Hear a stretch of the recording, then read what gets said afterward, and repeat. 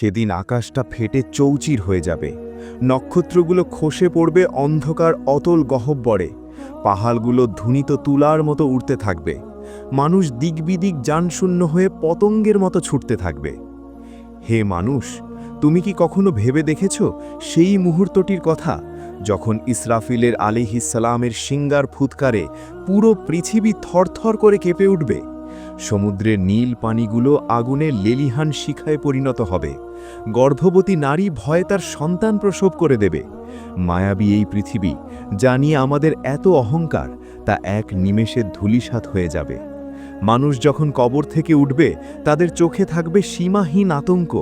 কেউ উলঙ্গ অবস্থায়, কেউ পিপাসায় বুক ফেটে যাওয়া অবস্থায় হাসরের ময়দানের দিকে দৌড়াতে থাকবে। সেই ময়দান যেখানে কোনো গাছ নেই, কোনো ছায়া নেই, কোনো পাহাড়ের আড়াল নেই, শুধু ধু ধু তপ্ত বালু আর মাথার ওপর জ্বলন্ত সূর্য। ঘাম ঝরতে ঝরতে কারো গোড়ালি পর্যন্ত হবে, কারো হাঁটু, আর কারো বা ঘাম হবে সমুদ্রের মতো, যাতে সে হাবুডুবু খাবে নিজের পাপের ভারে।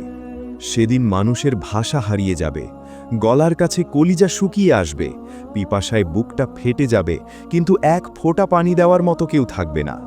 মানুষ তার আপন ভাইয়ের কাছ থেকে পালাবে, তার গর্ভধারিণী মা থেকে দূরে সরে যাবে।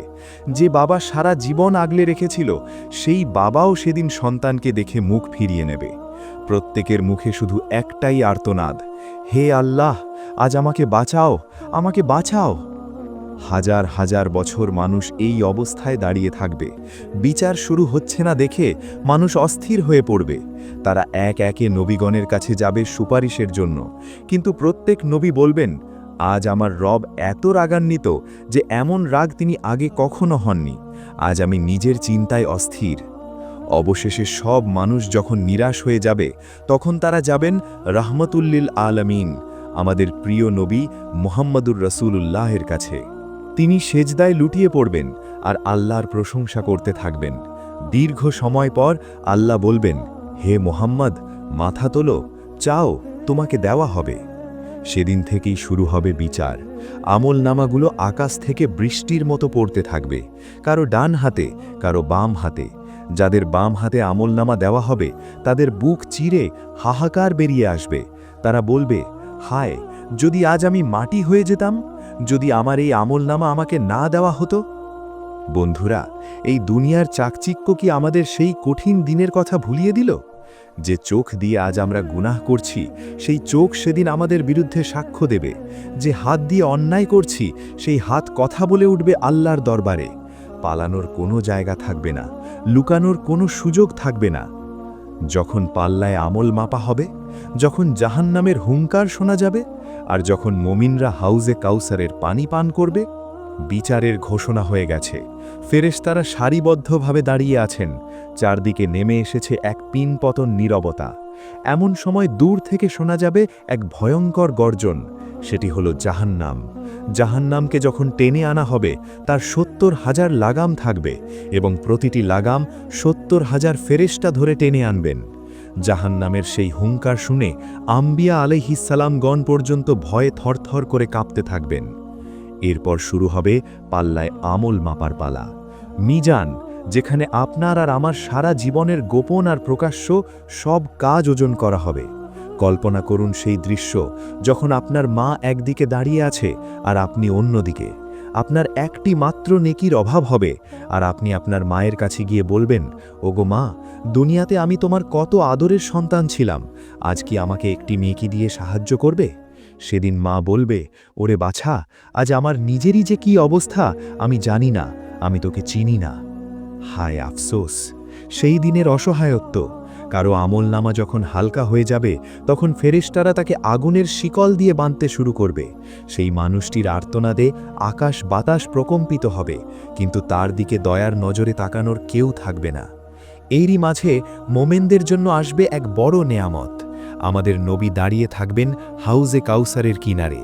তৃষ্ণায় ছটফট করতে থাকা উম্মতরা যখন সেখানে পৌঁছবে, নবীজি নিজ হাতে তাদের পানি পান করাবেন। যে ব্যক্তি একবার সেই পানি পান করবে, জান্নাতে প্রবেশের আগ পর্যন্ত তার আর কখনো তৃষ্ণা লাগবে না। কিন্তু কষ্টের বিষয় হল, কিছু মানুষকে ফেরেশতারা হাউজে কাউসার থেকে তাড়িয়ে দেবেন। নবীজি বলবেন, ওরা তো আমার উম্মত। তখন ফেরেশতারা বলবেন, হে আল্লাহর রসূল, আপনি জানেন না আপনার চলে যাবার পর তারা আপনার দিনকে কতভাবে পরিবর্তন করেছিল।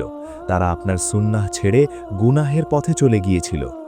এরপর আসবে সেই ভয়ঙ্কর মুহূর্ত, পুলসিরাত, জাহান্নামের উপর দিয়ে স্থাপিত চুলের চেয়েও সূক্ষ্ম আর তলোয়ারের চেয়েও ধারালো এক রাস্তা।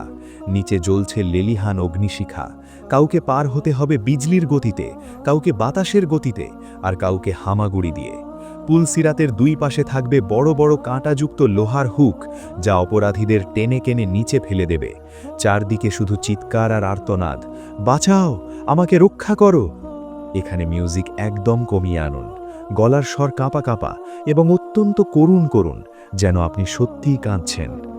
এখনও সময় শেষ হয়ে যায়নি, আমরা এখনও এই দুনিয়ার মাটিতে নিঃশ্বাস নিচ্ছি। হয়তো আজকের এই ভিডিওটি আপনার কাছে আল্লাহর পক্ষ থেকে এক শেষ সতর্কবার্তা। একটু ভাবুন তো, যদি আজই আপনার শেষ দিন হয়, যদি আজ রাতেই আজরাইল আলাইহিস সালাম আপনার শিয়রে এসে দাঁড়িয়ে যান, সেদিন আল্লাহর সামনে দাঁড়ানোর শক্তি কি আপনার আছে?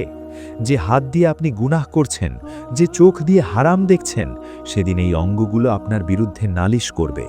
যখন আল্লাহ জিজ্ঞাসা করবেন, হে আমার বান্দা, আমি তোকে সুন্দর জীবন দিয়েছিলাম, আমি তোকে সুস্থতা দিয়েছিলাম, রিজিক দিয়েছিলাম, কিন্তু তুই কেন আমাকে ভুলে থাকলি? সেদিন আপনি কি জবাব দেবেন? ওগো মালিক, আমরা বড্ড অপরাধী।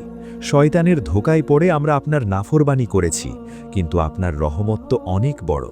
হে আল্লাহ, হাসরের সেই কঠিন দিনে আমাদের লজ্জিত করবেন না। আমাদের আমলনামা ডান হাতে দান করবেন, আমাদের নবীজির শাফাত নাসিব করবেন। বন্ধুরা, আসুন না আজই একবার সিজদায় লুটিয়ে পড়ে চোখের পানি ফেলি, মালিকের কাছে তওবা করি। হয়তো আজকের এই চোখের পানি কাল হাসরের ময়দানের সেই উত্তপ্ত আগুনকে নিভিয়ে দেবে। মনে রাখবেন, দুনিয়া কয়েক দিনের, কিন্তু আখেরাত চিরস্থায়ী। নিজেকে প্রস্তুত করুন সেই মহাপ্রলয়ের দিনের জন্য।